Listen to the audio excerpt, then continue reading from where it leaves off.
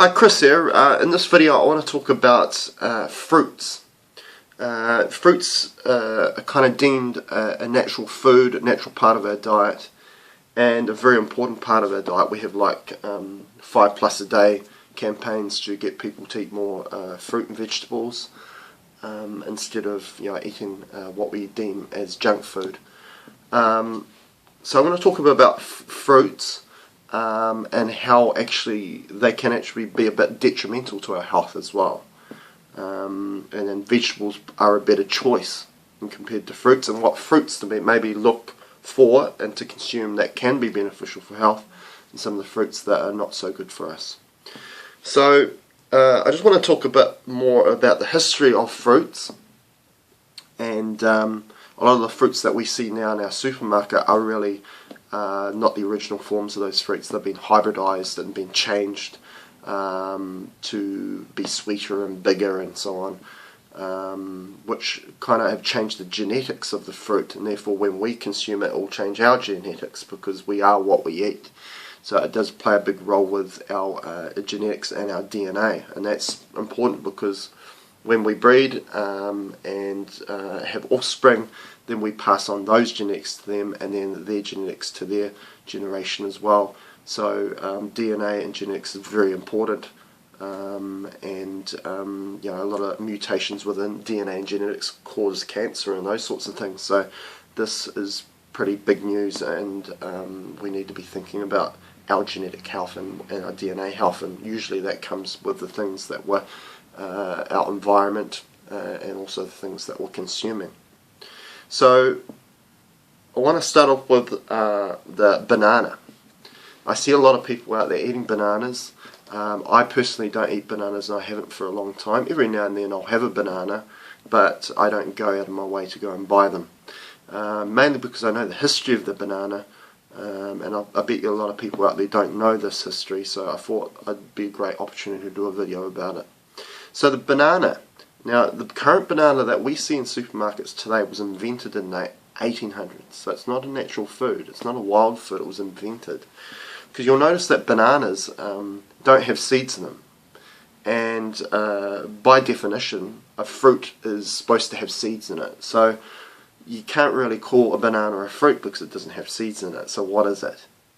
Well, it's actually, it's a clone. Essentially, the bananas that you see in the supermarket today are clones, because they can't produce an offspring of itself, which fruits are all supposed to do, because that's what seeds are there for. That's the way it germinates, to produce more of its own kind. So bananas were changed so therefore they could be bigger, longer, and sweeter. So the original banana, which was a wild banana, was loaded with seeds, and actually in some ways was essentially non-edible, and it was a lot more filling to eat, more like you were eating bread essentially, instead of a sweet fruit or what we eat now. So bananas always told, we're always told bananas are awesome source of potassium and things like that, but I tell you, we can find potassium in a lot of other places as well. That's just a marketing ploy to sell the banana. But yeah, I really encourage people not to be consuming a banana, because it's not great food, really, to be honest. You can find potassium anywhere else.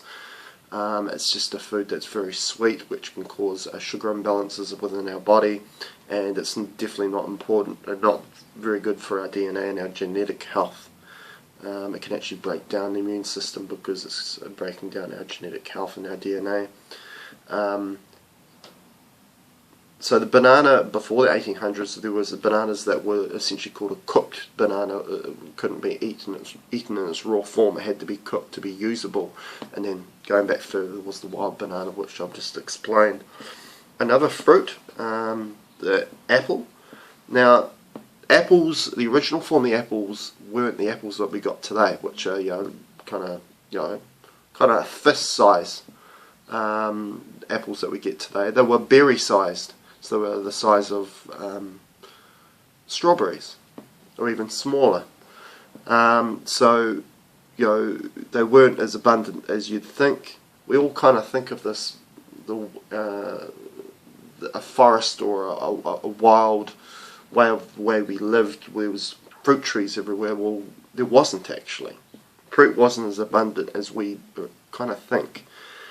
Fruit's abundant these days because we can get it anywhere, any time, from supermarkets and grocery stores and so on. But fruit wasn't that abundant when we were wild hunter-gatherer people. And also the fruits that were available weren't as big and plentiful as you'd think. Apples were the berry-sized, and they were loaded with seeds. They still have seeds, which is one good thing about the apple compared to the banana. So I would definitely encourage eating the apple instead of the banana. But they started in Eastern Europe, apples, and they were berry-sized. But the apples that we have today have been, some of them have been cloned and some of them are hybridized. And a lot of fruits have been hybridized, even some vegetables have been hybridized and changed over years of farming. We've changed the environment around that plant, and we've changed the food or the soil that we've given it to change and make modifications to it. Another one's grapes. Anything that you see in the supermarkets that are seedless, you really want to stay away from. They have been hybridized and they've been cloned because they can't reproduce themselves without having seeds inside them. So if you want to eat grapes, you want to be eating grapes that have seeds in them. And a lot of those grapes that you're seeing without the seeds are actually quite plump and quite big as well. So a lot bigger than their original form. And usually the fruits that do not have any seeds are usually a lot sweeter, and they've made them that way, so therefore people are more attracted to them too. But at the same time, that's more detrimental to our health. So with fruits, you're wanting to look at heirloom varieties, which are closer to the original form, and you'll see a lot of those varieties at your local farmers markets and places like that. Obviously the next step below that is to grow your own fruit, grow your own food, so having fruit trees and so on, looking for heirloom seeds to produce that fruit. And then going back below that is obviously buying fruit that had seeds in it and staying away from the varieties that do not have seeds in them. Usually the heirloom varieties and the wild varieties of these fruits have got stronger genetics and stronger DNA to them, and that's what we want to pass on to ourselves when we consume them. A lot of the times with these varieties of fruits that we have hybridized and the varieties that we see today, when we grow it, we have to protect it from all sorts of things that are trying to eat it. Pests. In mainstream they use all sorts of fungicides, herbicides, pesticides on these varieties because their genetics aren't very strong, so therefore that's their immune system. The bitterness and the alkaloid components of these plants have been bred out to make it sweeter, but those alkaloids and bitterness is its immune system, which protects it from all these pests.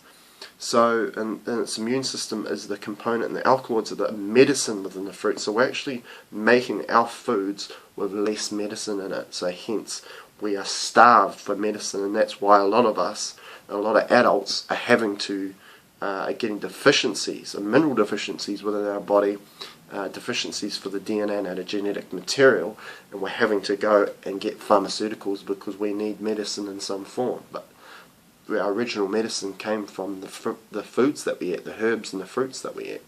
Luckily enough, with herbs are mainly wild varieties, so that's where you can get your medicine back from, that we don't get in our mainstream varieties that we're getting food from the supermarket. Because when you look at wild foods, they can protect themselves. There's no one watering that plant or feeding that plant, but it's able to sustain its life and continue because it's got strong genetics, it's got a strong immune system that can fight for itself. Now, berries are also a better choice. A majority of berries, because they're smaller, are more to its original form, more to like its wild form. They're usually loaded with seeds, and are usually loaded with a lot of phytochemicals in them, which are very nutrient dense and lower in sugar. So berries are a much better variety I myself consume berries. Essentially, that's the only fruit I really consume is berries. Every now and then I'll have an apple or some other variety of fruit. Pomegranate's a great fruit. It's loaded with seeds, which usually means it's a lot closer to its wild variety.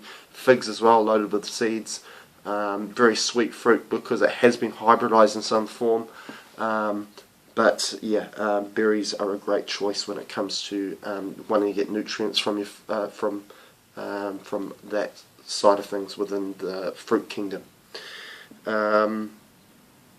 Also, regarding to a fuel source, because we always get told that fruit is a great fuel source, I personally think fat's a better fuel source, and it was always our primary fuel source going back 200,000 years ago, when our original self of human came about. If you believe in evolution, fat was our primary source of fuel because it sustained us for longer. Because at that time, as I say, there wasn't fruit trees loaded everywhere. A lot of the carbohydrates, whether it was a vegetable or fruit, were a lot smaller varieties because and they weren't as available as we have today. So we got a lot of our fat from animals, and when they killed animals for substance and for nutrition, they always went for the fat and the organs first before they even touched the meat that we consume today, because they knew the importance of the fat as an energy source. Also, fat is a slow burn energy. We can use that analogy of a fire. When we start a fire, we put paper in the fire, and that can be looked at fruit, say, or carbohydrate. Burns very quickly. So, and we can kind of go on a roller coaster ride where our blood sugars are just going up and down all the time. And then also, all of a sudden we get into carbohydrates, maybe from certain grains and so on, which we can kind of look as kindling. Now the big log of the fire is fat, because it just burns slowly and it burns for a longer time. We don't get that roller coaster ride with our blood sugars if we're using fat as a primary fuel source. So essentially that's the end of the video. I just wanted to put it out there. Be aware of the fruits that we're eating. Vegetables are a much better source of getting the 5 a day in a day, and we can still get a lot of those phytonutrients that we get from fruit within vegetables, and we can avoid doing that big roller coaster ride with our blood sugars, because a lot of those fruits have been manipulated with and hybridized and increase their sugar, which can cause problems, and it's not essentially the natural food of what people seem to say it is. So put your comments down below what you think about this video and about fruits and what fruits you consume. I'd like to hear your comments about this. Cheers.